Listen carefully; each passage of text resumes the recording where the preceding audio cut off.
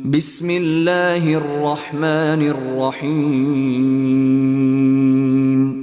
وقال لهم نبيهم إن آية ملكه أن يأتيكم التابوت فيه سكينة من ربكم وبقية مما ترك آل موسى وآل هارون تحمله الملائكة إن في ذلك لآية لكم إن كنتم مؤمنين.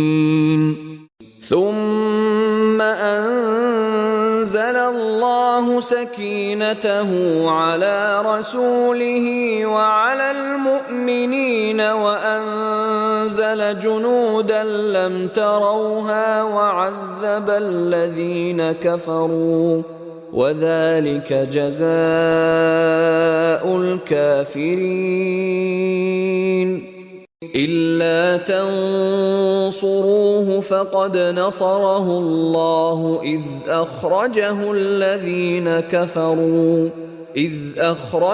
الذين كفروا ثاني اثنين إذ هما في الغار إذ يقول لصاحبه لا تحزن إن الله معنا فأنزل الله سكينته عليه وأيده بجنود لم تروها وجعل كلمة الذين كفروا السفلى وكلمة الله هي العليا والله عزيز حكيم.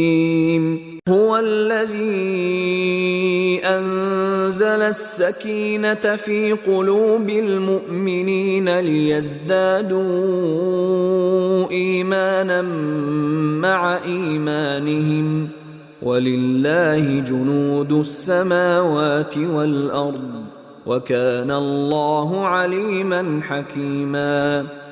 لقد رضي الله عن المؤمنين إذ يبايعونك تحت الشجرة فعلم ما في قلوبهم فأنزل السكينة عليهم وأثابهم فتحا قريبا.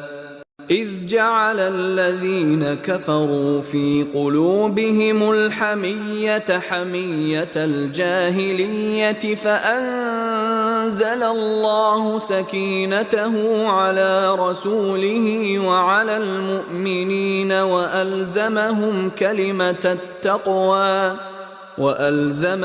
كلمة التقوى وكانوا أحق بها وأهلها وكان الله بكل شيء عليما.